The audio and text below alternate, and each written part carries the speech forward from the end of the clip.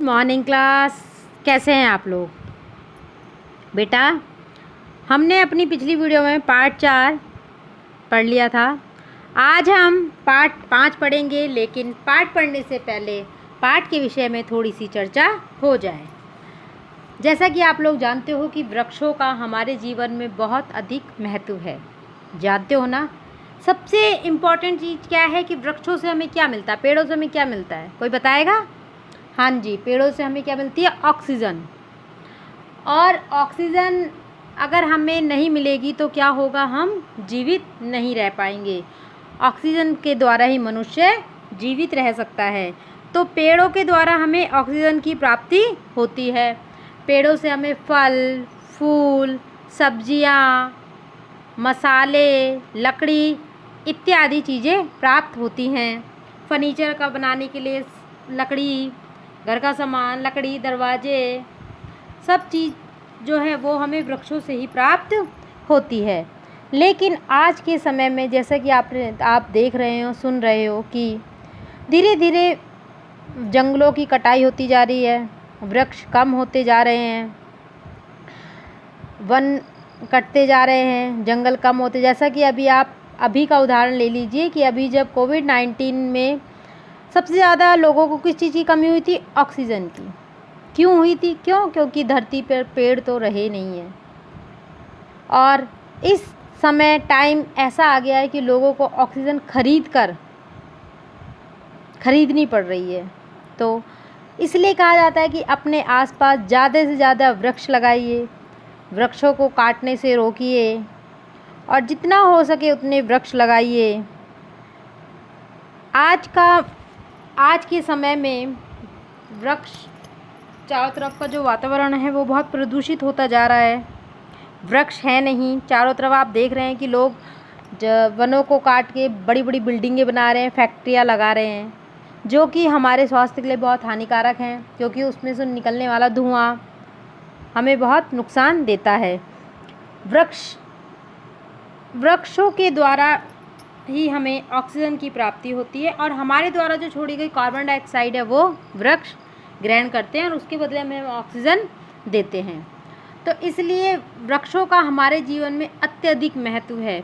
इसलिए ज़्यादा से ज़्यादा वृक्ष लगाइए, पेड़ लगाइए, पेड़ों को काटने से रोकिए। चलिए तो हम अपने पाठ की ओर बढ़ते हैं। पंचमें पाठ है, 5वां पाठ, वृक्षः, पेड़।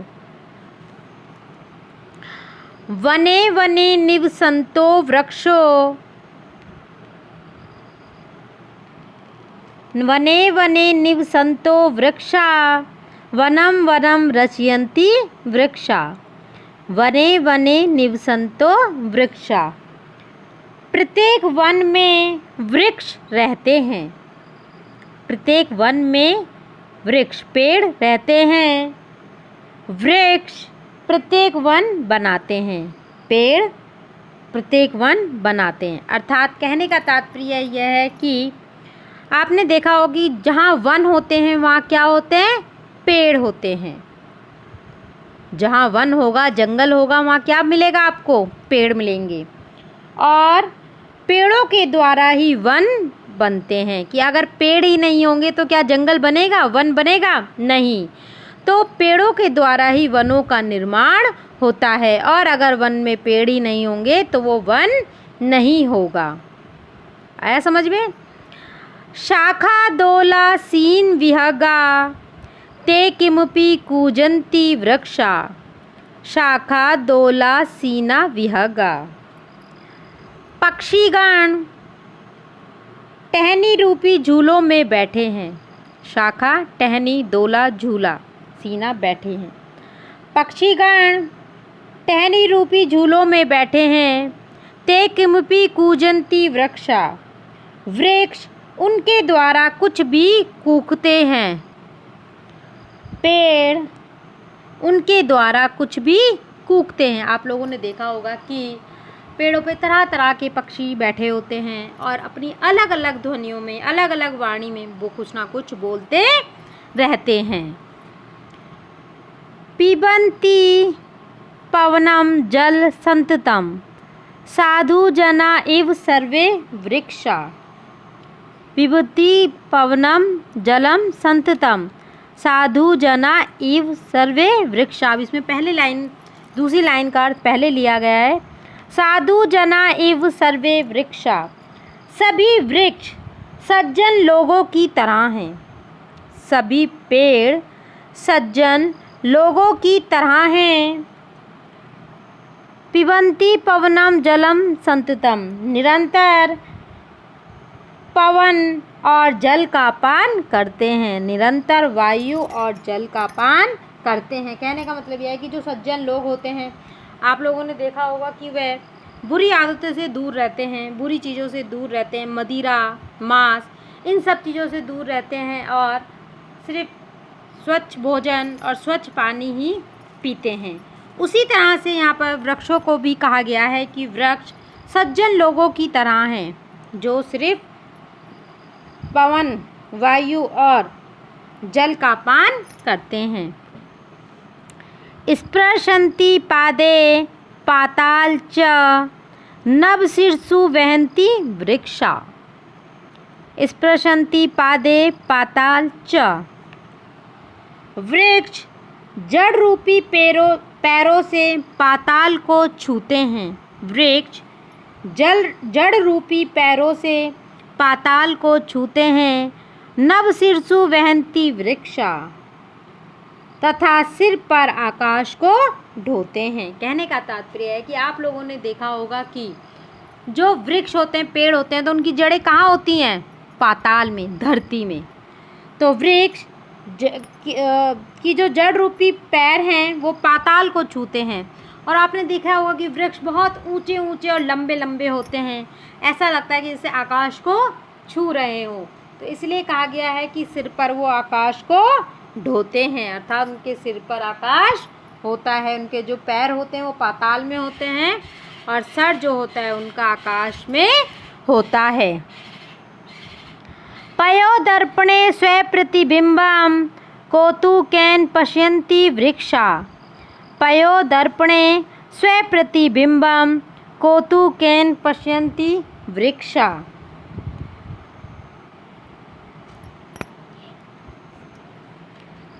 पयोदर्पणे स्वप्रतिबिम्बं कौतुकेन पश्यन्ति वृक्षा। वृक्ष जल रूपी दर्पण में अपनी परछाई को कौतुकेन पश्यन्ति वृक्षा, उत्सुकता से देखते हैं। वृक्ष जल रूपी दर्पण में अपनी परछाई को उत्सुकता से देखते हैं। अर्थात कहने का तात्पर्य है कि आप लोगों ने देखा होगा कि जब वृक्षों के आसपास पानी इकट्ठा रहता है तो उसमें पेड़ों की परछाई दिखाई देती है।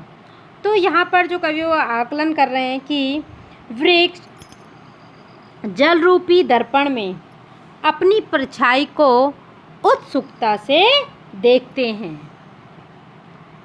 प्रसार्य स्वच्छाया संस्तरणं कुर्वन्ति सत्कारं वृक्षा। प्रसार्य स्वच्छाया संस्तरणं कुर्वन्ति सत्कारं वृक्षा। वृक्ष अपने छाया रूपी बिस्तर को फैलाकर, प्रसार्य स्वच्छाया संस्तरणं, वृक्ष अपनी छाया रूपी बिस्तर को फैलाकर कुर्वन्ति सत्कारं वृक्षा, सत्कार करते हैं। कहने का तात्पर्य वृक्ष अपनी छाया रूपी बिस्तर को फैलाकर सत्कार करते हैं। अर्थात आप लोगों ने देखा होगा कि जब राहगीर या हम लोग कहीं पर जा रहे हों तो हम जब कुछ देर के लिए आराम करना चाहते हैं तो हम पेड़ ढूंढते हैं, पेड़ की छाया ढूंढते हैं और उसमें आराम से थोड़ी देर बैठते हैं। तो यहाँ पर वही कहा गया है कि वृक्ष अपनी छाया रूपी, जो उनका छाया है, उस छाया रूपी बिस्तर को फैलाकर हमारा सत्कार करते हैं, हमें छाया देते हैं, हमें हम आराम से वहाँ पर बैठते हैं। तो जो उनकी छाया रूपी, उसे यहाँ पर जो छाया होती है उसे बिस्तर का रूप दिया गया है और वहाँ पर कि वह हमारा सत्कार करते हैं। वृक्ष अपनी छाया रूपी बिस्तर को फैलाकर सत्कार करते हैं। तो बच्चों, जैसा आप लोगों ने पढ़ा कि पेड़ों का हमारे जीवन में बहुत महत्व है ना। तो पेड़ कभी जब हम रास्ते में थके रहते हैं तो हर कोई क्या होता है, पेड़ की छाया ढूंढता है। लेकिन जब धीरे धीरे पेड़ ही नहीं रहेंगे तो हमें छाया कहाँ से मिलेगी। इसलिए अधिक से अधिक पेड़ लगाइए।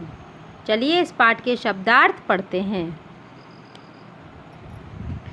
वने वने, प्रत्येक वन में, निवसन्तः रहते हुए, रहने वाले, रचयन्ति रचते हैं, बनाते हैं, शाखा डालियाँ टहनियाँ, दोला झूला, आसीनाः बैठे हुए, विहगा पक्षीगण, किमपि कुछ भी, कूजन्ति कूकते हैं, कूकती है, संततम निरंतर लगातार, साधु जना तपस्वी लोग सज्जन, ईव की तरह, पिबन्ति पीते हैं, स्पृशन्ति स्पर्श करते हैं, नभः आकाश को, शीर्षु सिर पर, वहन्ति ढोते हैं, पयो दर्पणे जल रूपी दर्पण आईने में, स्वप्रतिबिंबम अपने प्रतिबिंब को, पश्यन्ति देखते हैं,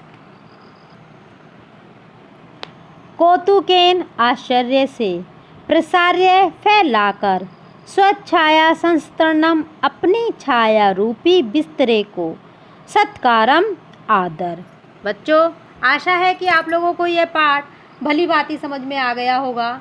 घर पर आप इस पाठ की पुनरावृत्ति कीजिए, इस पाठ को पुनः पढ़िए और जूम क्लास अटेंड कीजिए, वीडियो देखिए, अपना काम टाइम पर सबमिट कीजिए।